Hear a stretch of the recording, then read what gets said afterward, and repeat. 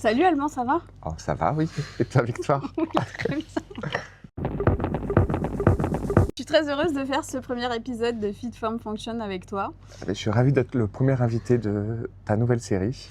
T'as ouvert ce shop, Mono, il y a 9 mois et on va en parler. On va pas parler que de ça, mais on va en Dis-moi. parler. T'as un parcours qui est rempli de différentes... Chaotique. Non, il n'est pas chaotique. Il a traversé différentes études et différentes professions, si je peux dire. Mhm. Ou Donc là, tu veux que je te pratiques. déroule le CV? Ouais. Alors, j'ai commencé par la maternelle. Non, c'est un peu loin. C'est un peu loin. Non, j'ai fait des études d'architecture qui m'ont mené ensuite à faire une école de stylisme à la Cambre en Belgique. Suite à ça, qu'est-ce que j'ai fait? J'ai passé un diplôme d'art thérapeute. Mhm. Et entre-temps, j'ai travaillé dans différentes boutiques pour différentes marques. Un multimarque de luxe à Bruxelles. Et je suis revenu en France après le diplôme d'art thérapeute pour passer un master en art plastique. J'ai ensuite travaillé comme costumier dans la pub et le cinéma. Et qu'est-ce que j'ai fait? Je travaillais dans des bars, des pâtisseries. Enfin, tu vois, c'est éclectique comme parcours. Et ces expériences un peu mêlées m'ont conduite à un jour ouvrir un shop, quoi. Ouais. Qui s'appelle lieu Mono. Qui s'appelle Mono. Tu donnes l'adresse parce que je n'ai pas l'adresse. Bien sûr, c'est le 75 rue des Airs. Très bien. Et à Bordeaux, évidemment. Donc toi, ton shop, il s'appelle Mono. Pourquoi? Parce que la DA, c'est du noir. Alors la base. Mono, c'est l'acronyme de mode et objet noir. Ok. Voilà. En japonais, ça veut dire la chose, l'objet. Ok. Voilà, c'est un préfixe ou un suffixe, je ne sais plus. Et c'est aussi l'idée de quelque chose de monochrome, avec ce concept donc de noir et blanc toute l'année, en variant les matières selon les saisons, et des collections capsules. Un monochrome rouge, un monochrome bleu, un monochrome vert qui arrivent ponctuellement au cours de l'année et qui sont l'occasion d'un événement où j'invite des artistes à collaborer, que ce soit sur les vêtements, de la photo, de création de bijoux, de l'objet, voilà. Et c'était un choix à la fois, ça paraît assez simple, mais en même temps hyper radical comme choix d'ouverture. C'est l'essence de Mono. C'est simple et radical. C'est simple et radical. Oui, parce que fallait se démarquer aussi des autres concepts. Je voulais quelque chose qui me ressemble, parce que je m'habille qu'en noir et blanc, et que c'est quelque chose que j'avais. Enfin, je me suis dit qu'il y avait d'autres gens qui étaient certainement à la recherche de ça, ou un endroit qui mêle tout type d'art et où il y a une mixité aussi au niveau de la sélection. Et les capsules monochromes, ça permet aussi d'ouvrir un champ plus large. Voilà. Tu dis que tu t'habilles que en noir et blanc, mais il me semble que tu as eu une période un petit peu plus colorée, notamment quand tu étais en école d'archi. Tu ressors les vieux dos, là. Tu abuses. Bah non, parce que ce qui m'intéresse, c'est de savoir justement comment on évolue justement dans ses choix, dans son dress code, dans son uniforme. On reviendra sur la notion d'uniforme un petit peu plus tard, mais comment tu passes de la couleur à cette justement radicalité qui en même temps a l'air de simplifier totalement la manière de s'habiller? Il y a une amnésie là, parce que moi, c'est vrai que quand je regarde les photos, et j'espère que tu ne feras pas d'insert dans cette petite vidéo, déjà j'avais des cheveux, je portais des franges, c'est très loin, hein, et je mettais des chemises à carreaux, ultra colorées, Vichy avec des fleurs, des petits nœuds de toutes les couleurs, enfin horrible. Bah, horrible, mais à ce moment-là, tu t'identifiais à ça. Oui, c'est vrai. Ouais. Mais je sais pas, je sais pas à quel moment il y a eu la rupture. Ok. Après, ça correspondait effectivement la bascule s'est faite en archi. Donc progressivement, j'ai changé, quoi. Quand tu es arrivé à la Cambre, tu crois? Non, déjà fin des études d'archi. Donc je sais pas quel tournant. Après, c'est vrai que c'est peut-être le milieu dans lequel on évolue. Moi, j'ai remarqué les architectes s'habillent souvent en noir. certains artistes. Enfin, tu vois, c'est une manière aussi peut-être de s'effacer face à ses créations et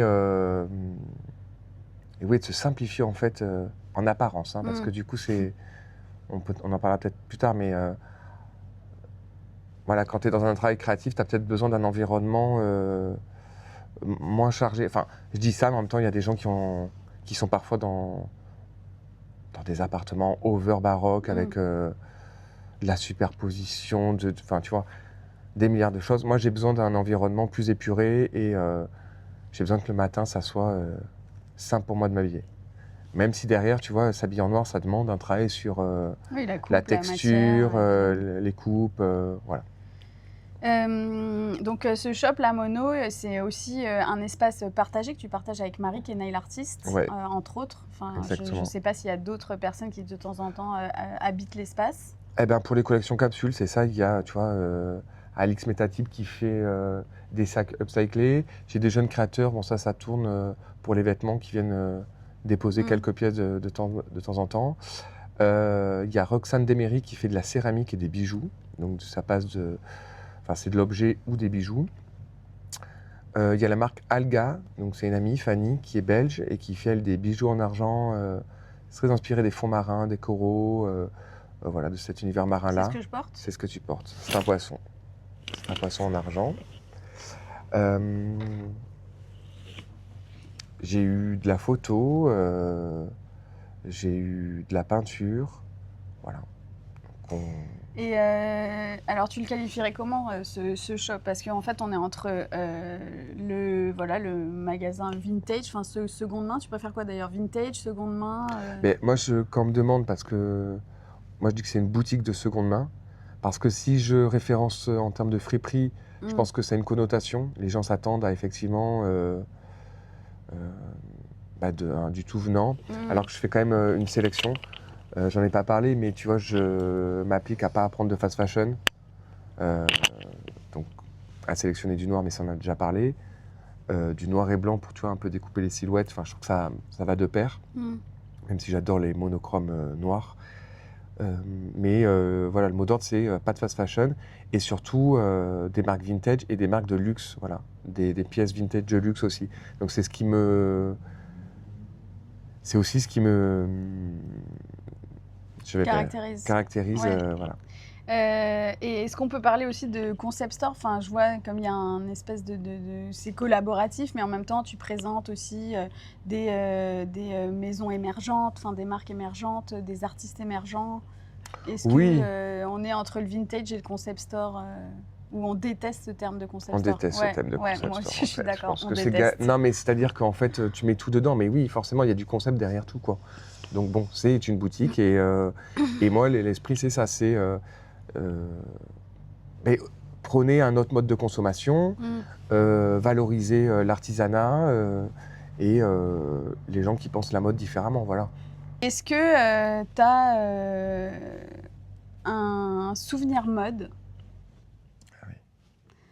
Un premier souvenir mode, enfin quelque chose qui te rattache à la mode, parce que tu es passé de l'architecture à une école de mode, mais on n'a pas, tu vois, l'influence de départ. Est-ce que, je sais pas, ça vient d'un film, d'une star de cinéma, voilà. J'ai pas de souvenir de ça. Alors, je vais développer. J'ai pas de souvenir de ça en réalité. J'allais dire, tu vois, je crois qu'on se déguise tous petits et que, tu vois, peut-être que l'attrait du vêtement, c'est ça aussi, une manière de se mettre dans des rôles différents, de jouer avec les rôles, tu vois, on enfile tous, je crois, les chaussures de sa maman ou la veste de son père, de jouer, voilà. Donc je pense que c'est ça. Et pour moi, c'est la nature même de la mode, c'est ça, c'est jouer avec les codes. Et j'ai pas de souvenir particulier, tu vois, je suis pas de caractère à être fanatique de quelqu'un. Enfin, j'ai des créateurs un peu fétiches et tout, mais si tu veux, à 4 ans, même 10 ans, je connaissais pas Yamamoto, Issey Miyake, quoi. Donc, je m'habillais pas comme ça non plus, quoi. je sais pas, ça apparaît au fur et à mesure. Effectivement, c'est perméable parce que j'ai découvert des architectes japonais.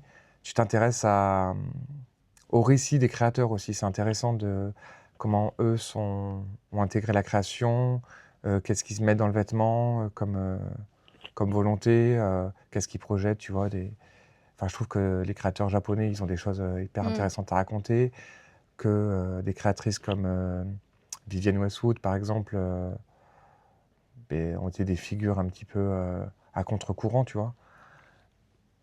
Presque aujourd'hui caricaturées, tu vois, ou vidées du sens, mais ça, bon, c'est autre chose, mais j'ai pas un souvenir précis.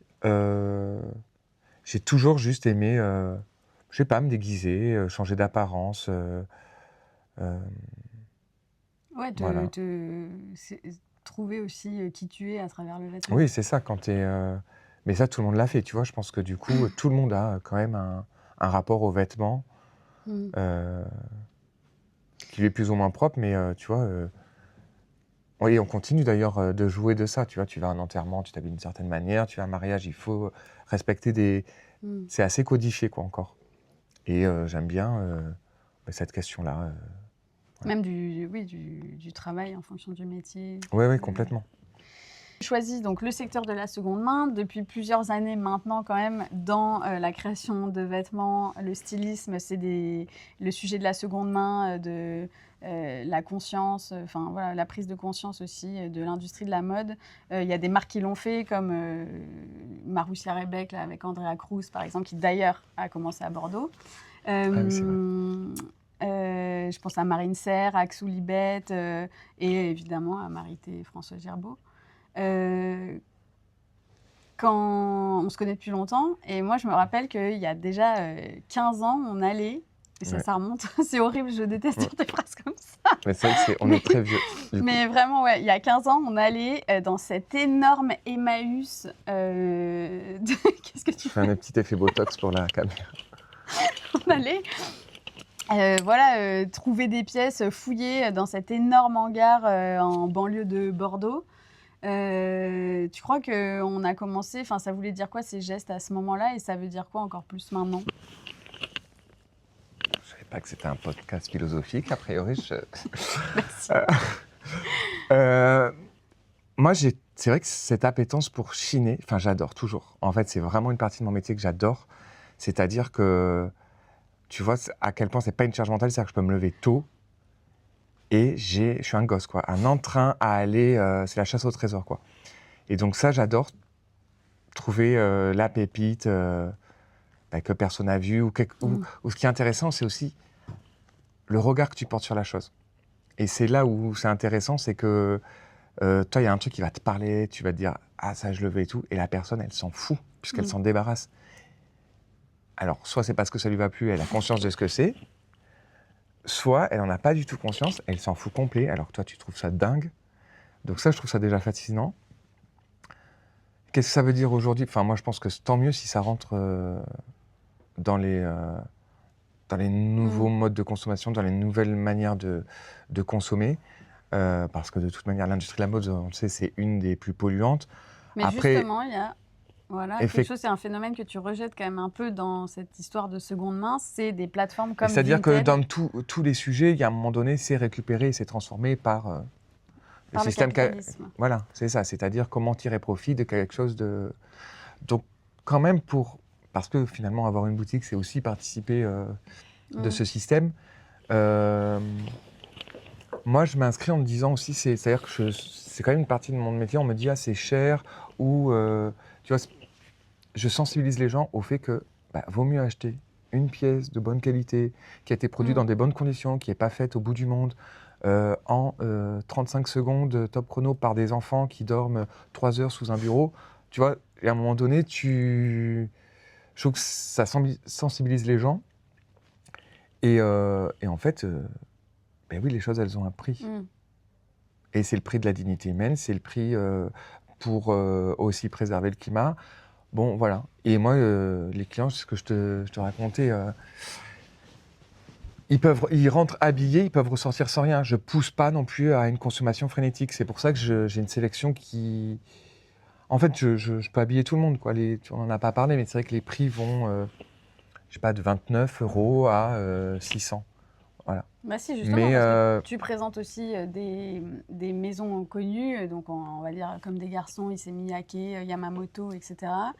Pas plus tard qu'il y a une demi-heure, il y a un de tes clients qui est passé pour demander si tu avais enfin reçu du Yamamoto à sa taille, alors qu'il était 9h du matin. Donc, et que je ne reçois pas puisque je chine, hein, du coup. Donc voilà. Les gens pensent que j'importe je ne sais d'où la marchandise. Ça aussi, tu vois, c'est à prendre en compte. C'est-à-dire que, bon, c'est l'arrêt, mais j'ai pas, tu vois, je ne clique pas sur Internet et je reçois les pièces et je les mets en boutique. Je me lève, je me couche à 20h le samedi soir, je me lève à 6h le dimanche, quoi. Mais tu as justement donc, toutes ces maisons, et à côté, on va avoir des pièces qui sont hyper bien justement sélectionnées de marques qu'on n'avait pas soupçonnées, quoi. Je dirais une jupe comme ça qui arrive de Camailleux, mais en fait qui est hyper belle, de Cop Copine, donc effectivement, il y en a pour tous les porte-monnaies, mais le moins cher n'est pas le moins bien sélectionné. Donc, c'est toujours très pointu dans la sélection. Il y a quand même une attention portée, tu vois, sur les détails, la coupe. Tu vois, si la marque, c'est pas une marque dingue, ça sera jamais de l'ultra fast fashion. Tu vois, H&M, Zara, Shein, ça, c'est banni de la sélection.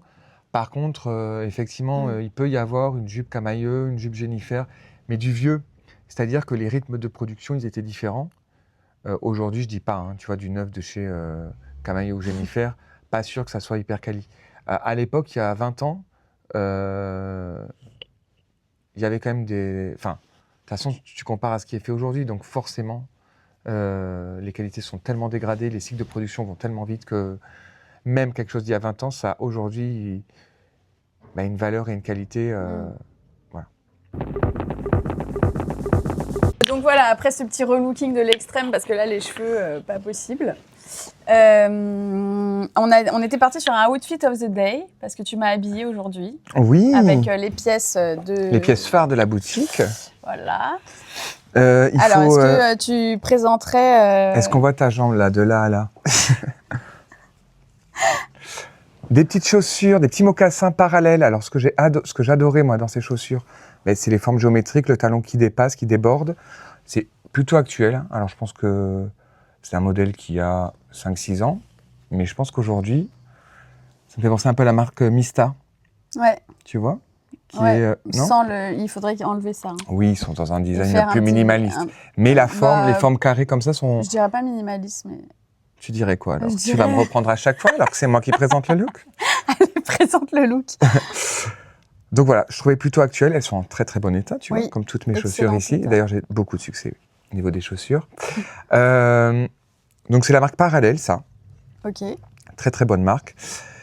Ensuite, marque inconnue au bataillon, mais vous voyez, c'est ce genre de pièce dont on parlait qui, c'est un peu un capri pant, comme on dit dans le milieu, avec du petit froufrou tout le long, un petit effet plissé, et puis des petits détails avec des boucles et des rivets. Voilà, pour un petit look grunge et sport. Ça existe. Ensuite, ma pièce fétiche, un top de chez Issey Miyake, la ligne Please Please, qui veut dire du pli s'il vous plaît. Et c'est une innovation technologique incroyable. Puisqu'en fait, c'est un polyester japonais. Technologique ou technique? Les deux. Les deux, c'est vraiment, franchement, pour le coup, je lisais un article sur Issey Miyake, puisque je suis obligé de vous mettre un petit tunnel maintenant, où en fait, il y a la recherche textile chez Miyake, c'est un art, quoi. Et ça allie vraiment des techniques artisanales de recherche et de conception. Tu vois, ça peut passer par du pliage sur papier à une conception technologique sur des ordinateurs, de la modélisation 3D, et des calculs mathématiques hyper complexes, quoi. Et du coup, ça, c'est un plissé éternel, c'est-à-dire que tu vois, tu peux le passer à la machine à 30 degrés, ça ne bouge pas, quoi. Et c'est hyper confort, ça va à tout le monde, c'est complètement dégenré. Enfin, moi, je trouve que ça, c'est... j'ai pas de mots. C'est vraiment mes pièces fétiche. Et puis, pour amener de la lumière au visage, quoi de mieux qu'un petit collier. Petit collier qui n'est pas si petit finalement. Et puis un sac. Et un pour sac. Habiller le look. On aurait pu choisir autre chose parce que ça fait grimper évidemment le prix. Mais comme tu es une femme de goût, c'est également un sac de chez Miyake. Donc on voit là sur... ce sont des petites formes en rectangulaire, pas du tout Alban. Ceci est un triangle. Rectangle, triangle, rond. Des petits triangles apposés sur une toile, ce qui permet... Non mais on se croirait au télé-shopping. Hein. Tu vois pourquoi je ne vous ferai jamais des TikTok sur lesquels on vendra en direct live un super sac pour la modique somme de 360 €. Il peut se porter en crossbody. Tu l'as pas porté, Victoire, tu vas le montrer à la caméra. Fait. Mais moi, je le portais à l'épaule, je préfère. Ah, tu préfères à l'épaule. Alors dans ce cas-là, ma petite astuce, c'est d'enrouler la sangle à l'intérieur. Voilà. Et ça, Miyake m'en remerciera. Parce qu'il n'avait pas pensé à ça. Hop. Voilà. Est-ce que tu veux qu'on établisse un prix total? Alors, prix total... Alors attends, parce qu'on a fait le sac, mais on n'est pas passé à cet access-là. Tu l'as présenté un petit peu tout à l'heure. Ouais. Donc, c'est en argent. C'est en argent. Ça, il faut faire. Tu n'es pas influenceuse. Il faut faire ça à la cam. C'est en argent. Alors, c'est avec la technique de la cire perdue. Donc, ça veut dire que c'est sculpté. Ok. La cire est sculptée. Et ensuite, il y a un moulage qui est fait. Et c'est le moulage du négatif. Qui est actuellement... Pas tout à fait sûr de mes explications, mais vous irez faire des recherches. Un poisson. Un poisson qui se mord la queue. Oui. Toute notre vie. Toute une symbolique sur le renouveau. Et oui. Voilà. Le passage de l'adolescence à l'âge adulte, voilà. Des choses comme ça. Why not? Est-ce que tu penses qu'il y a des gens qui sont absolument pas dans le contrôle de ce qu'ils portent, de la manière dont ils s'habillent? Ou d'une manière ou d'une autre, on est toujours décideur? Alors si, non mais... Wow. En fait, je pense qu'il y a des gens qui n'apportent... Enfin, qui n'ont... Je pense que tout le monde a un rapport à son image, évidemment. Est-ce que c'est fait toujours en conscience ou avec... Il y a des gens pour qui c'est pas... Ça les intéresse pas, quoi. Je veux dire, si je transpose... moi, avoir une voiture, c'est avoir une voiture. Enfin, c'est utilitaire. Et il y a des gens pour qui s'habiller, c'est j'enfile un truc. Ah oui, j'aime bien la couleur. Comme moi, j'irai choisir la couleur de ma voiture. Mais ça s'arrête là. Le reste, je m'en fous. Ok. J'irai pas choisir les options, la couleur des sièges. Enfin, ça n'a pas de sens pour moi. Et je pense qu'il y a des gens qui ont ce rapport-là aux vêtements, qui s'habillent. D'ailleurs, ça me fascine. Hein. Et il y a des gens pour qui c'est hyper maîtrisé, contrôlé. Et au contraire, il y a des gens pour qui... est-ce que dans tous les cas, tu penses que ça doit être un plaisir de s'habiller et on doit y mettre une intention, tu vois? Ben, si tu veux, je pense que c'est quand même un rapport à soi et un rapport à l'autre. Donc, que ça soit fait, je sais pas, plus ou moins consciemment. Et puis, d'une certaine manière, on est influencé par ce que les autres portent, parce que les magasins te proposent aussi. Donc, quelque part, quand tu vas tu veux t'acheter un nouveau t-shirt, bon, mais t'as pas le choix que d'acheter que ce qu'on te présente. Oh, c'est dur, ces phrases, avec tous ces mots. Très jolie tenue, d'ailleurs. On ne voit pas. Vous loupez quelque chose. C'est très beau. De quoi? Son look. Ah ouais? Ouais. Non? Là, les gens se disent, mais qu'est-ce que c'est? Qu'est-ce que c'est? Bon, en même temps, on va pas la filmer à son insu, non. Mais je comprends le... Moi, j'aime bien. Je comprends. Elle, par exemple, elle a conscience de comment elle s'habille, je pense. Oui, alors du coup, c'est visible si on en a conscience. C'est une conscience visible. Enfin, c'est une conscience qu'on met... Mais tu le vois, les gens quand même qui ont fait... C'est une conscience qu'on rend qui construisent, oui. Mais tu le vois quand même, je pense. Après, il y a des gens qui... ça me fascine, par contre, c'est une autre catégorie de personnes. T'as l'impression qu'ils se sont jetés dans un bac de fringues et qui ressortent et il y a quelque chose d'un peu... C'est très propre aux étudiants des Beaux-Arts. Je fais cette petite insert. C'est-à-dire, mais qui marche, oui, c'est un peu une esthétique à contre-courant, alternative. En fait, c'est fou, mais je te jure, t'as l'impression réfléchi, pas réfléchi. Ouais, il y a une question que j'ai pas posée, c'est ton rapport au genre dans la boutique, qui est plutôt fluide, mais est-ce que tu peux nous dire un peu cette approche-là que tu as? Alors ici, c'est quand même structuré, c'est-à-dire que je vais dire, pour le commun des mortels, qu'il y a une section, alors je dis plutôt masculine et des vêtements plutôt féminins, parce que effectivement, j'ai tendance à dégenrer le vêtement, déjà parce que j'ai pas que des clients qui s'identifient comme hommes ou femmes. Il y a des personnes trans, non-binaires, fluides, enfin d'ailleurs ça me regarde même pas. Je m'en fous, voilà, c'est ouvert à tout le monde. Et c'est important pour moi que une personne puisse se dire, oui, j'ai le droit d'essayer une jupe dans la boutique, ou j'ai envie de mettre ça, voilà. Donc pareil, je sélectionne toutes les tailles. Tu vois, il n'y a pas de sélection qui est faite à ce niveau-là, quoi. Dès que je trouve, parce que c'est quand même le sujet, de la grande taille, je prends. Parce que c'est pas plus inintéressant en grande taille qu'en petite taille. Voilà. Je cherche pas à calibrer une image, tu vois, comme peut faire certaines marques pour certains corps. Pour moi, c'est tous les corps qu'on doit habiller et tous les genres en fait. Donc oui, donc de toute façon, tu rends accessible ta sélection.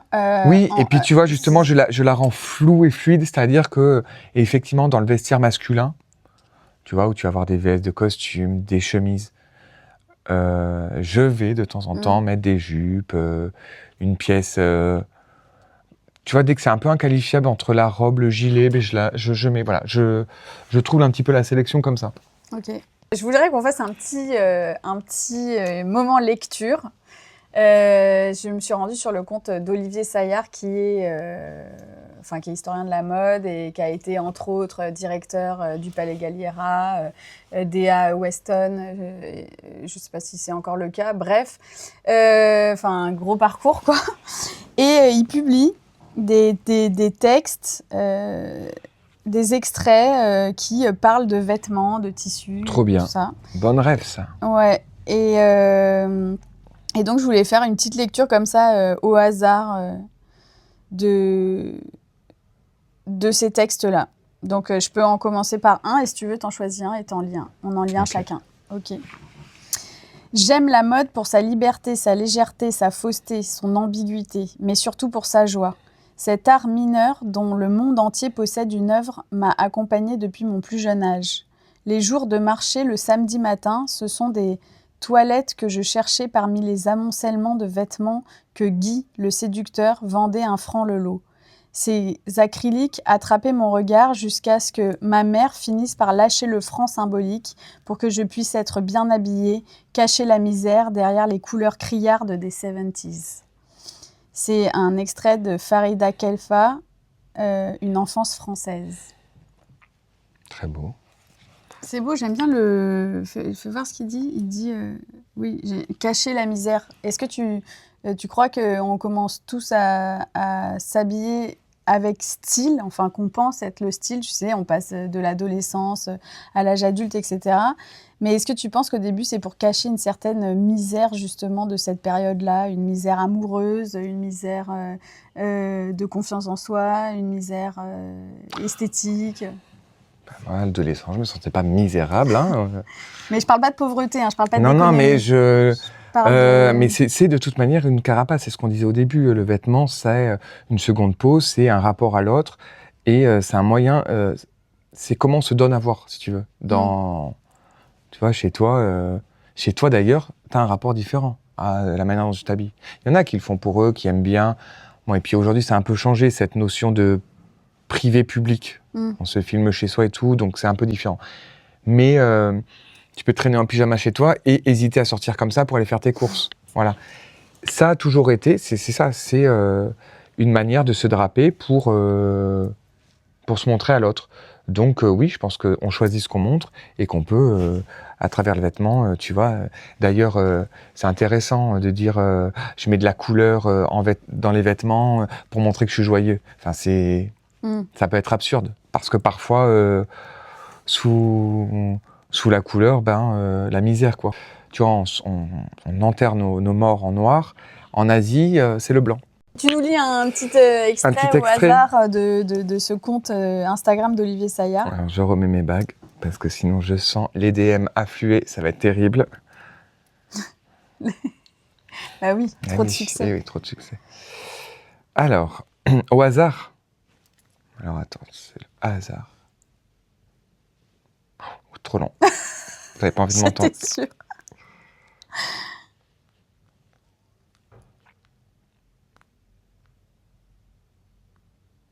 Le hasard qui se transforme en vraie sélection de textes.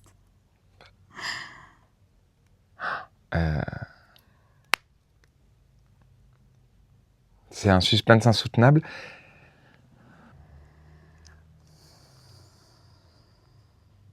T'es sérieux là? Non mais...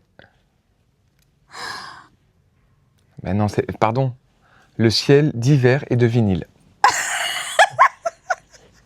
Bon, on a envie de quelque chose d'un peu plus consistant, on est d'accord, qui nous fasse réfléchir. C'est pas juste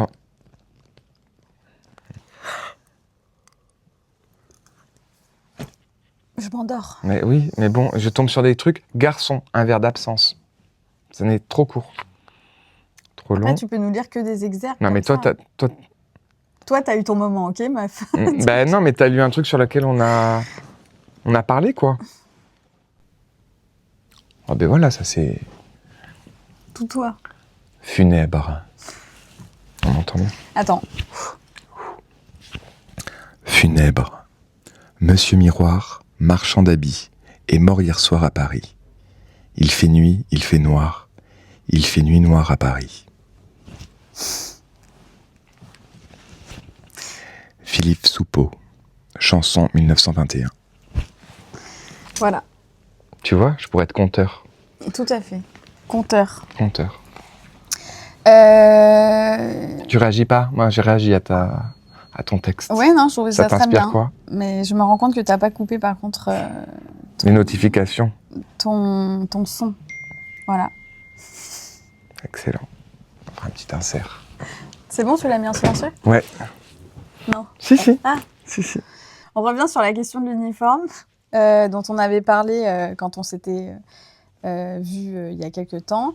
Et tu me disais que pour toi, la conception de l'uniforme, c'était la charge mentale en moins. Et là, je sais pas, je pense à Lagerfeld, Rick Owens, voilà, Michel Lamy.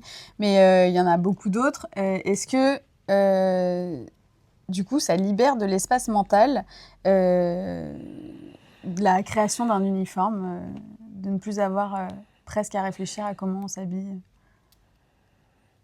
Ouais, c'est paradoxal parce que j'adore ça, créer des nouvelles silhouettes. Et en même temps, moi, le matin, je te jure, le matin ou même... je suis pas si créatif sur moi. Voilà, et j'aime bien... j'ai le même t-shirt en 7 exemplaires, quoi. Donc, toujours le même t-shirt, quoi. Et du coup, ton dressing, c'est comment? Il était... il est quand même très conséquent. Mais... tu vois, je vais taper sur la même pièce, quoi. Ça fait 3 jours que je porte ce Bermuda. Et ce t-shirt, voilà, je l'ai en 7 exemplaires. Et voilà, je vais avoir un peu des phases comme ça, monomaniaque. Ting, tu vois, insert caméra, monomaniaque. C'est plus facile, c'est confortable, et puis ça me permet effectivement de... En fait, je suis un peu saturé d'informations sur les vêtements que je vends. Alors ça me fait plaisir, tu vois, quand j'ai des phases, là, je tourne et je remets cette chemise, par exemple, je pense que les gens m'ont vu la porter tout un été en surchemise comme ça, mais genre tous les jours. Bizarre pour un mec qui a une boutique de vêtements. Et voilà, et là je l'ai fait retoucher, je l'ai retrouvé donc je pense que c'est parti pour un bon moment, quoi. Je l'adore. Donc voilà, j'ai des phases comme ça et je trouve que c'est vachement plus simple. Ah ben oui, je peux vous en parler. En Alors, je pense qu'elle avait des manches à la base, et ça a été coupé. La marque, c'est Marimekko, donc c'est une entreprise de textile, création d'objets finlandaise. Ils ont fait une collab avec Uniqlo, avec des fleurs, des coquelicots, il n'y a pas si longtemps. Et ils sont très connus pour ça, pour leurs imprimés et pour leurs motifs. Et c'est un univers ultra coloré, habituellement. Et cette chemise, tu vois, noir et blanc. Faut que je vous montre le dos. Petit insert sur le dos. Elle est avec une variation de la typo. Alors, je crois qu'il y a marqué média, média, média. C'était pour aujourd'hui, du coup. Encore un petit clin d'œil à la cam. Magnifique. Si tu répondais pas à une question là, la dernière fois aussi, quand on se parlait, et tu disais j'ai pas terminé mon travail en thérapie. Excellent. Et c'est la minute sofa. Et c'est la minute sofa. Et quand même, est-ce que à partir d'un certain temps, il est nécessaire d'entrer en thérapie quand on est dans le milieu de la création, quand on a une pratique comme ça qui est, qui est dans l'imaginaire aussi? Alors moi, j'entends ta question comme ça, c'est-à-dire que je pense qu'il y a une espèce de... Il y a cette idée que si c'est un peu créatif ou un créateur, tu as intérêt à garder tes démons et ne pas aller en thérapie pour garder ce feu intérieur qui t'anime et qui te pousse à créer.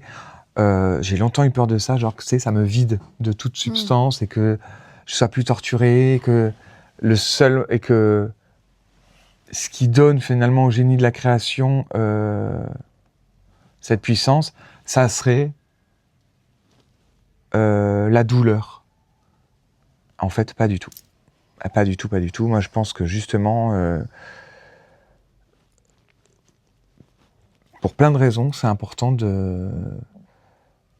la santé mentale, d'en prendre soin pour pas te faire de mal à soi et ne pas en faire aux autres. Et ça n'enlève rien, ça n'ampute rien à la création. De toute manière, il faudrait un travail de toute une vie pour régler ces traumas, je crois. Et qu'il subsiste au fond toujours quelques blessures et des choses qui font que, oui, à travers la création, on vient peut-être réparer. Mais je ne crois pas que ça soit le seul moteur, le seul combustible à la création, la souffrance ou les blessures, quoi. Il y a justement plein d'autres choses plus joyeuses, ou même pas spécialement, mais plus conscientes voilà, ça peut être un rapport critique aux choses, à l'environnement, mais t'es pas spécialement obligé d'être dans la douleur pour créer. Ça, c'est un peu un mythe, voilà. C'est le mot que je cherchais. Je trouve que pour avoir du génie, il faudrait avoir souffert. Je crois que c'est faux. Ouais, moi aussi, je pense que c'est faux. Enfin, c'est... Oui, effectivement. En tout cas, c'est même pas nécessaire. C'est peut-être vrai dans certains cas, mais de l'entretenir comme ça, si tu veux, c'est absurde. Voilà. Donc, allez chez le psy. Et voilà. Est-ce que la sociologie de la mode et l'analyse des tendances, c'est quelque chose qui t'intéresse ou qui t'a intéressé ou que tu regardes un peu? J'adore ça. C'est hyper intéressant. D'ailleurs, la sociologie de la mode, c'est une discipline en sociologie qui apparaît hyper tard. Parce que justement, tu vois, on trouvait que ça n'avait pas de... Tu vois, que c'était un peu léger comme sujet. La mode, ça avait quelque chose, comme on dit, d'un peu... j'ai pas le mot, pas d'essentiel, quoi. Et on s'est rendu compte que ça traduit. Tu vois, par exemple, j'ai lu il n'y a pas longtemps sur la jupe que la longueur de la jupe chez la femme, évidemment, en fonction du contexte économique, social, avait tendance à se raccourcir ou s'allonger. Donc je trouve que c'est hyper prégnant. Et le rapport, tu vois, les talons, la jupe, bon, tout ça, ça a été... aujourd'hui, un peu, déjà, tu vois, Jean-Paul Gaultier qui travaille l'esprit d'une jupe pour homme, Miyake qui va justement faire des vêtements plus tôt, unisexe ou dégenré, voilà. Qui fait homme plissé. Qui fait maintenant homme plissé, mais ça, je pense que du coup, pour le coup, c'est plus commercial. Parce que la technique, elle est la même et qu'en réalité, on s'en fout, tout le monde peut porter du plissé, quoi. C'était plus ça qui me semblait intéressant. Je reviens juste sur Olivier Saillard. Alors, pas du tout envie de faire sa pub, mais non, parce que je suis tombée...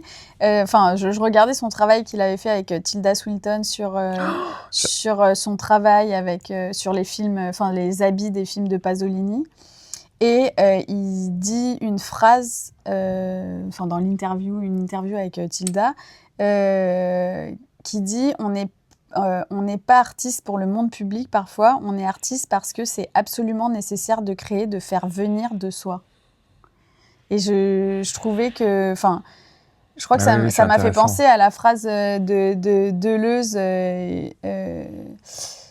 Je saoule tout le monde en ce moment avec cette phrase et avec Deleuze, mais qui dit écrire, c'est toujours devenir quelque chose. Et est-ce que quand on fait...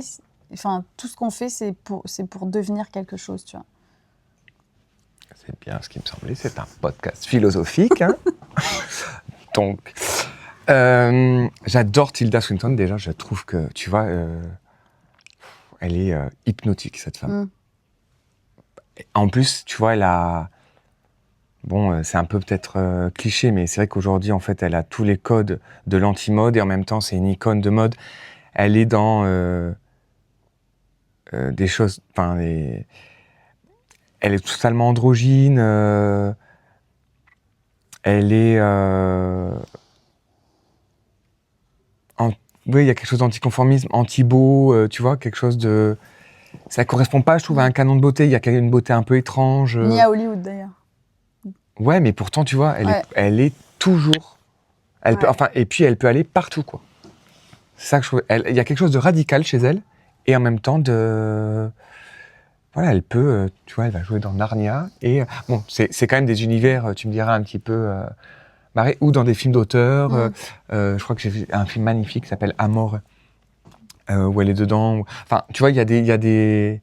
Elle a une palette, alors qu'elle est... elle est quand même clivante, quoi. En termes de physique, tout le monde s'accorderait pas à dire que c'est un canon de beauté, quoi. Alors que moi, je la trouve, sublime.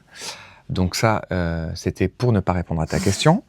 Et ensuite, pour répondre à la question, la nécessité... en fait, être artiste, oui, c'est pas quelque chose qui... D'ailleurs, c'est difficile, le positionnement. Tu vois, il y a des écoles pour devenir peintre, il y a des écoles pour devenir photographe, mais je pense qu'être artiste, c'est un rapport au monde. C'est pas un métier, c'est pas une étiquette. Je veux dire, c'est ce que un jour j'avais écrit, puisque j'écris moi aussi. J'avais écrit, et je pensais à ma mère, petit moment émotion, où en fait je pense qu'être artiste, donc c'est un rapport au monde. Et tu peux te décrire comme étant artiste infirmier, artiste architecte, artiste, parce qu'en fait c'est une manière d'être au monde, une manière politique, un regard sur les choses. Et qui traduit ça. Et tu ne le fais pas. En fait, je pense que si on accole le mot nécessaire ou nécessité, c'est parce que ça ne répond pas à une demande. Alors, même si aujourd'hui c'est dévoyé, parce qu'effectivement, l'art devient un moyen d'investissement, de défiscalisation. Bon, tu vois, là où le système récupère, tu peux devenir vite un artiste émergent, tu peux vite devenir une grosse star, ou en fait... chaque chose que tu poses devient commercial et une étiquette, voilà, du marketing. Mais être artiste, c'est une posture. C'est une posture, c'est un rapport au monde et un rapport aux choses. Voilà, d'où je pense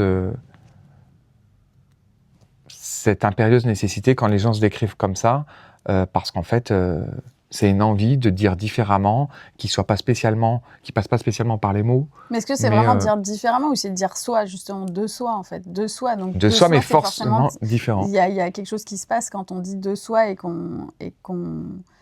on parle des autres aussi, mais des autres... Oui, mais c'est ça. Moi, je trouve qu'à travers ce que tu racontes de toi, tu viens chercher une forme d'universalisme. Tu viens pas... Enfin, bien sûr qu'il y a quelque chose d'un peu égotique dans le fait d'être artiste et parler de soi, mais c'est pas Enfin, en tout cas, moi, j'ai parlé de moi, je sais pas, je vais pas faire la psychanalyse de tous les artistes, mais je pense que il y a quelque chose de toi que tu racontes, mais que tu as envie... Et d'ailleurs, pourquoi l'art, il parle des fois à d'autres, c'est parce que tu racontes ton histoire, mais on s'en fout de ton histoire. Moi, je raconte pas... je me raconte pas pour me raconter, je me raconte parce que je sais pas, tu parles d'une douleur qui, à un moment donné, tend... L'universel. À l'universel. Et c'est ça qui parle dans l'art de manière générale. Et d'ailleurs, c'est pour ça que je trouve absurde d'aller des fois dire c'est comme ça qu'il faut comprendre telle œuvre. Parce que des fois, il y a aussi une intention de l'auteur. Et en fait, il y a une réception qui est complètement autre et ça touche quand même. Mais il y a justement un texte qui est assez connu qui s'appelle Ways of Seeing, un texte d'un auteur qui s'appelle John Berger. En français, c'est Voir le voir. Et il y a un rapport justement aux mots et à l'image dont on fait l'expérience d'ailleurs dans le livre à travers une mise en page.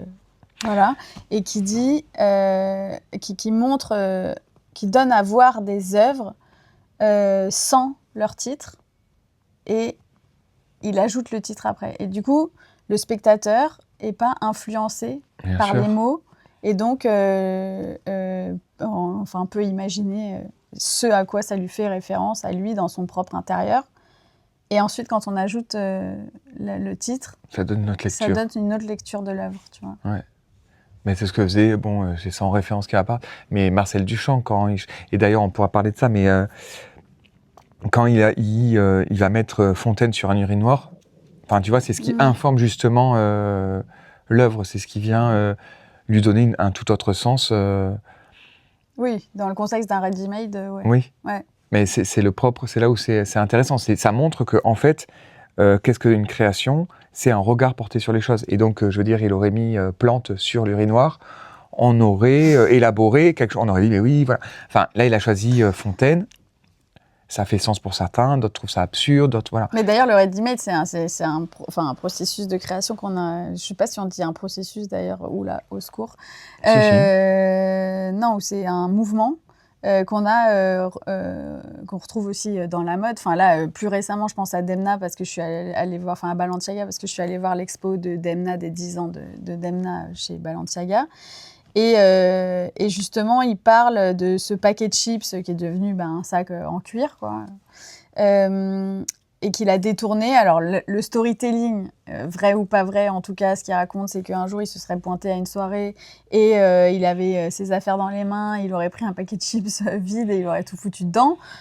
Vrai ou pas vrai, le storytelling, ça marche, tu vois.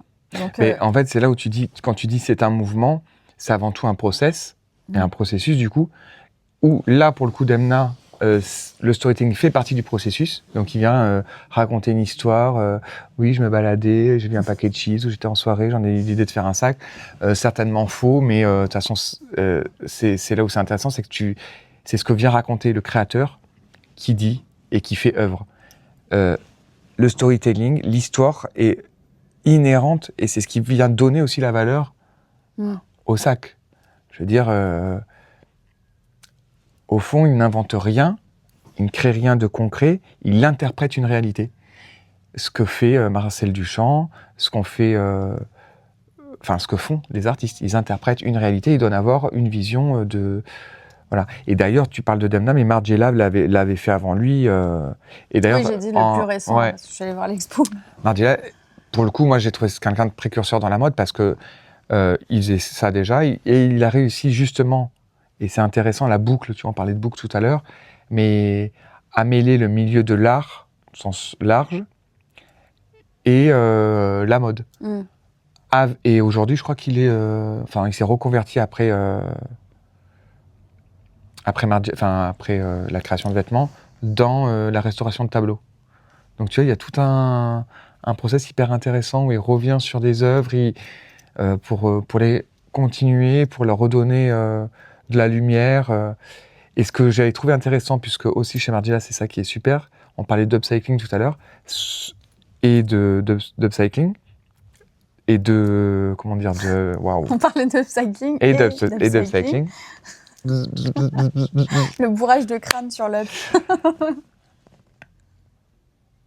Il a... Non, je trouve plus le mot. De ready-made. Ah, oui. Upcycling et ready-made, on reprend. l'assemblage des deux.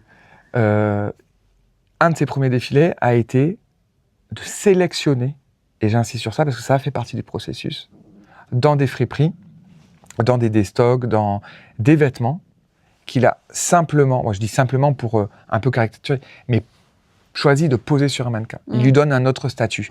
Et c'est son regard porté sur ce vêtement qu'il a choisi qui en fait une nouvelle pièce. Alors il y avait certainement peut-être un peu de stylisme, on enlève une manche, on habille, on le porte différemment, on le fait porter différemment. Et c'est en ça que je trouve intéressant parce que on vient parfois au regard, magnifier le regard d'un artiste, là où en fait il y a des gens qui tous les jours, et c'est ce qu'a fait un peu Demna, mais sont hyper créatifs dans la rue. Et Demna il a fait beaucoup ça, en tout cas il l'a un peu expliqué, c'est-à-dire que il voit des gens dans la rue et lui il va clairement importer les looks des rues sur ses défilés. Et c'est là où en fait c'est ce que je te dis, la mode c'est ça, c'est un rapport au monde, c'est un regard porté sur des détails, sur du commun d'ailleurs, sur des choses très communes qui une fois mis dans un autre contexte prennent une autre valeur. Ouais. Et tu as beaucoup parlé des enterrements et tout ça, de la manière dont on est habillé aux enterrements. Est-ce que finalement, aux enterrements, on peut se rendre compte aussi de l'évolution des codes tu vois, on disait que aujourd'hui, c'est plus obligatoire de s'habiller en noir aux obsèques, alors que ça l'était. C'est oui, comment on dit, de coutume, enfin non, comment on dit ? De coutume. C'est de coutume, mais qu'aujourd'hui, voilà. C'est d'usage, oui. C'est d'usage, voilà, c'est d'usage. On va y arriver. Après 4 AVC. Donc c'est d'usage, tu vois. Est-ce qu'il y a des lieux comme ça, des moments en dehors de la Fashion Week où on se rend compte que les codes évoluent, que on se décoince un peu, on se comment dire, on se débarrasse de certains, tu vois, de certaines rigidités de l'habit. Ben, en fait, je pense que il n'y a pas un endroit justement, la sphère privée, à la limite, la sphère privée, la sphère publique, je pense que c'est intéressant, le chez-soi ou l'extérieur, parce que tu n'as pas un rapport au corps et un rapport à toi qui est différent. Mais je pense que la Fashion Week, c'est aussi codé que le fait d'aller au travail ou chez le médecin ou rendez-vous chez ton avocat ou aller au restaurant ou un enterrement. Enfin, pour moi, c'est autant codé. Ça a une apparence de plus de liberté et tout, mais en fait, justement, c'est presque encore plus codifié. Quel accessoire t'as mis est-ce que, tu vois, il y a peut-être une surenchère aussi à... en fait, tu peux pas être banal, quoi. C'est presque interdit. Ou alors, justement, à l'inverse, on va retourner le truc en disant j'ai pris le contre-pied, qui n'est plus un contre-pied aujourd'hui, mais où je vais arriver en étant en pyjama. Tu vois ? Il y a toujours cette volonté quand même de choquer, d'être à contre-pied ou dedans. Enfin bon, c'est qui, comment dire, bascule à chaque fois entre les deux. Moi, je pense que le rapport vraiment différent en vêtements, il se fait dans l'intimité ou à l'extérieur. Je pense que c'est ça. Le reste, c'est qu'un théâtre, quoi. Mais c'est vrai. Partout où t'es, là, on s'est habillé pour l'occasion. Enfin, moi, ça fait 3 jours que je suis habillé pareil, je le répète. Mais c'est un théâtre. Moi, effectivement, si j'ai... quand je viens dans la boutique, tu dois te présenter. Voilà. Quand on fait une interview, tu te montres différemment. Mais c'est ça qui est intéressant, c'est que du coup, au fond, avec ces apparences en fait, tu joues un rôle différemment. Et donc, tu peux t'amuser de ça, quoi. Là où tu vois une forme de rigidité de cadre, à te dire, putain, je dois encore enfiler un costume pour aller à l'enterrement, ben, ça peut être une nouvelle occasion de... Moi, j'adore, je ne vais pas aller aux enterrements, mais j'adore me dire, je porte jamais de veste de blazer dans le quotidien. Mais du coup, un enterrement, tu vas un peu te calibrer. Et puis, en fonction, tu vois, pour un mariage, par exemple, il y a des gens qui vont dire, ben non, c'est costume obligatoire. Ou il y a des gens qui m'ont invité à leur mariage. Je vous salue. D'ailleurs, ils se reconnaîtront, Ludo et Mathieu. On m'a dit tout sauf du noir. Je dis quoi ? Ben, je viens pas. Non, c'était le maître mot. tout sauf du noir. Donc moi, j'ai dû jouer le jeu d'être différent de moi et de m'adapter au code qui... Voilà. Mais c'était une occasion de se réinventer, tu vois. Le temps d'une soirée, ça m'allait très bien. Oui, parce que c'est l'occasion. Bon, j'étais en gris, hein. On se calme. Hein. En argenté même. Donc tu étais dans une nuance de noir. Ouais. Tu m'avais dit que ton dream, là, un peu, c'était de faire un dos à dos de Catherine Sellac. Ouais. Donc, je t'en ai concocté un petit. Un thé au café, ouais. Un thé au café, oui. Donc, let's go. On fait ça. Donc dos là, c'est dos. l'impro. Ok. C'est pas mon meilleur profil, mais c'est pas grave. C'est réponse du tac au tac, hein, normalement. Vraiment. Attends, du coup, le Attends. dos à dos, là, est pas vraiment centré. Et pas vraiment dos à dos Alors, parce vas-y, qu'on est bossu. centre. Du coup, c'est pas vraiment dos à dos. Oh, c'est terrible. L'arthrose. C'est terrible. C'est bon? Ouais. Ok. T'es prêt? On essaye, quoi. Je Alors. risque de bégayer. Je l'ai changé, c'est plus thé au café, c'est bubble tea ou flat coffee. D'accord. C'est dans l'air du temps. L'air du temps. Je le mets au goût du jour. Ok. T'es prêt? Oui. Ok. Bon. Donc, bubble tea ou flat coffee avec Alban, créateur de Mono. C'est bon? Ouais, coucou. Tu te rappelles de ton plus grand fou rire? Non. Si tu pouvais revenir en arrière, qu'est-ce que tu ne mettrais pas comme objet à la poubelle? Quoi? Qu'est-ce que j'ai mis à la poubelle? Les cendres de ta mère. Oh. Ah. Je les ai pas mises à la poubelle, en l'occurrence. On me souffle dans l'oreillette les cendres de ma mère, mais je les ai dilapidées au vent, comme toute sa fortune. Faut-il laver un jean? S'il est sale, oui. Miyake ou Marité François Gerbeau? Miyake. Dans Un jour sans fin, Bill Murray revit constamment la même journée. Y a-t-il un jour que tu aimerais revivre 10, 20 fois si on te le proposait? Je suis dans le film. Je suis dans le film. Je suis le film. C'est l'enfer. On revit la même scène éternellement. Demain, tu peux rencontrer qui tu veux et avoir une discussion avec la personne de ton choix. Qui tu choisis? Bill Murray. Si Mono était un film.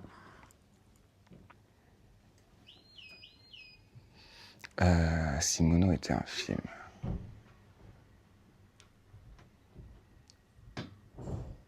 C'est un bon tac au tac, en tout cas. Ok, si le noir était une chanson? Putain. Mais j'écoute pas de musique, j'ai aucune rêve, quoi. Fallait préparer ça, quand même. Une chanson. The Sound of Silence. Bakri disait « C'est toujours mieux maintenant, t'en penses quoi ?» Quoi? Bakri disait « C'est toujours mieux maintenant, t'en penses quoi ?» C'est vrai. Une citation comme mantra? Namasté, Shukran. Le pire dans la vie, c'est de naître ou de mourir? C'est vrai. Tu réponds pas du coup? Mais je cherche, hein. Pardon. Ça me matrixe un petit peu tes questions. Je dois dire qu'on est directement dans le deep. Je dirais de naître, en fait. Mais la dernière fois, pourquoi on est, quoi, enfin. Bah oui, voilà, le ça, surrang de l'inconvénient d'être né. Ouais. Une anecdote mode de la honte? Mais moi j'ai aucune. Aucune? Non. Moi, j'en ai une. Le jour où je suis arrivée avec 2 chaussures différentes au collège. Ah bon? C'est pas vrai. Ah, toi? Oui. Ouais, bon. Pour finir, quelle est la question que tu aurais aimé que je te pose? Aucune, Victoire, aucune. Merci, Alban. De rien, Victoire. C'était vraiment excellent. Mais attends, tu veux qu'on le refasse? Un film, non mais c'est con parce que je suis sûr qu'il y a un film que j'adore. J'aurais dû dire ça. Aucune question. J'aurais dû dire ça, le film. On refait, mais oui, Le t'as film. vraiment répondu à aucune question. On peut répondre juste à celle où j'ai pas répondu. Non, je m'en souviens pas, on les refait parce que Waouh, mais c'est ça c'est pire que tout. Et t'as pas un fou rire, un truc qui t'a marqué avec des potes récemment? Tous les jours. Voilà, mais tu peux répondre ça. Bon, je sais merde. pas, allez, Axel. Mais c'est toujours trash. Mais j'allais dire ça. On s'en fout. Parce qu'on va mourir. On s'en fout. Bon, allez, on recommence. Alors attends. Bubble tea ou flat coffee? C'est déjà la première question? Non, normalement non, mais je me dis on peut commencer par une question simple. Bubble tea ou Bubble tea ou flat coffee? Bubble tea. Tu te rappelles de ton plus grand fou rire? Oui. Hier, j'ai voulu ramasser la merde de mon nouveau chat qui m'a été apporté. Une montagne. Une montagne de merde aussi grosse que sa tête. Voilà. Et là, j'ai ri. Parce qu'en plus, j'ai voulu ramasser, puis j'en ai refoutu partout, quoi. C'est dégueulasse. Si tu pouvais revenir en arrière, qu'est-ce que tu ne mettrais pas à la poubelle? C'est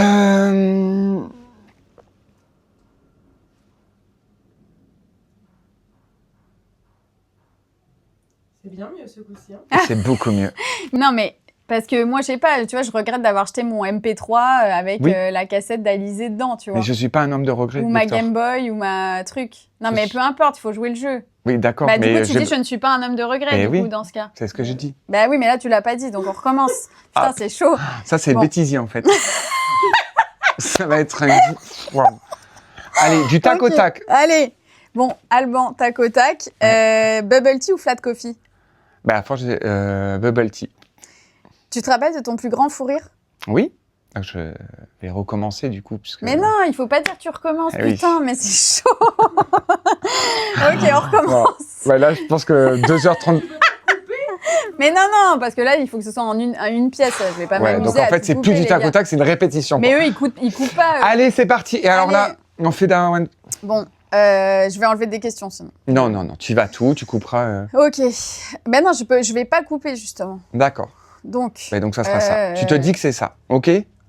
Ouais, mais bon. Faut quand même que ce soit... Enfin, sinon, je le mets pas du tout, quoi. Bref, bon. Ok. Alban, t'es prêt? Oui. Ok. Bubble tea ou flat coffee? Bubble tea. Tu te rappelles de ton plus grand fou rire? Oui. Hier, j'ai ramassé beaucoup de merde. La merde de mon nouveau chat. Et il était sur ses deux pattes avant, comme ça. Et au fur et à mesure qu'il chie, ses pattes arrière se levaient. Un monticule énorme, plus gros que sa tête. Et j'ai ramassé. En ramassant, j'en ai refoutu par terre. Voilà. Si tu pouvais revivre si tu pouvais... Ok, on recommence. Si tu pouvais repartir en arrière, qu'est-ce que tu ne mettrais pas à la poubelle? Cette merde de chat. Ça m'a fait tellement rire. Faut-il laver... Mais non, tu devais dire, je ne suis pas un homme de regret. Voilà, ben, je dis ce que je veux déjà. Oui, mais on va pas rester 1000 ans sur la merde de chat. Ça va être la réponse à toutes les questions. Allez, ça va être super. Je ne suis pas un homme de regret. Mais je ne suis pas un homme de regret. Je peux faire une réponse complexe. Non, tu dis juste, je ne suis pas un homme de regret. D'accord, allez. Si tu pouvais revenir en arrière, qu'est-ce que tu ne mettrais pas à la pouvelle? Je ne suis pas un homme de regret. Avec la voix de Brigitte Dardan. Non, Dardan, Fanny Ardant. Ouais, les références. Faut-il laver un jean? Tout à fait, mais sur l'envers. Et, allez, au bout d'une semaine, quoi. Miyake ou m'arrêter François Girbeau? Miyake. Dans Un jour sans fin, Bill Murray revit constamment la même journée. Y a-t-il un jour que tu aimerais revivre 10, 20 fois si on te le proposait? Je suis déjà dans ça. Hein. Je suis bloqué. On revit éternellement le même jour, quoi. C'est là l'astuce.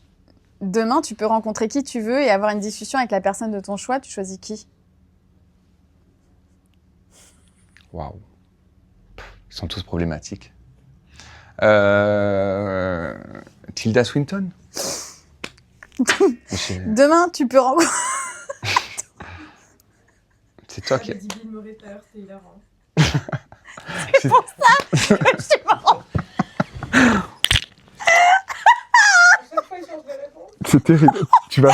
Mais c'est pour ça que je suis enfourée. Tu veux pas? Je pense à quand il a répondu.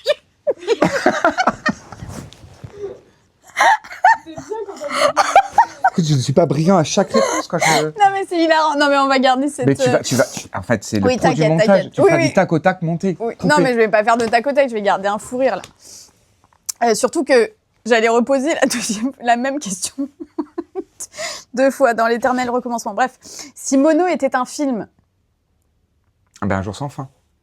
Si le noir était une chanson...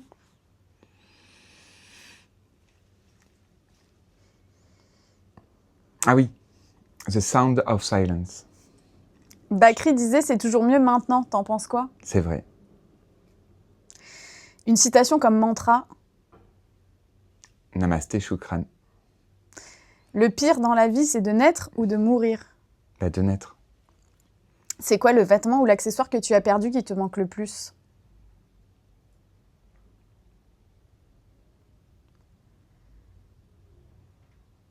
Ah, oui, une mèche de cheveux. Mèche de cheveux. Une anecdote mode de la honte. Ben, mes coupes de cheveux, quoi. Croire que j'en ai alors que... Enfin, c'est horrible. Là, on te fera des petits inserts, là. C'est terrible. Vous voulez un reveal? Voilà. En fait, je n'ai pas de cheveux. Moi, j'en ai une aussi. Ah ouais, le jour où je suis arrivée avec 2 chaussures différentes au collège. Ah ben ouais, tu devais être belle.